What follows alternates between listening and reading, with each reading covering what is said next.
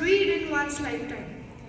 First, I Am Malala, book by Christina Lamb and Malala Yousafzai.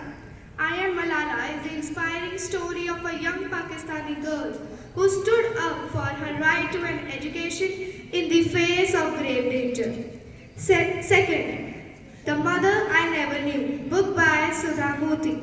It is two novellas is a poignant tale of two men, Venkatesh and Mukesh, as they set out on a journey to find out the mothers they never knew. It focuses on the plight of a woman in the Indian society and especially when she becomes a mother. Third, The Magic, book by Rhonda Byrne. It is a guide that offers a transformative approach to life through the power of gratitude. By adopting a daily practice of expressing gratitude for the things we have. Fourth, The Monk Who Sold His Ferrari, book by Robin Sharma. It is one of the most empowering books of all time. The book primarily teaches how to build a life that guarantees long-lasting happiness and fulfillment.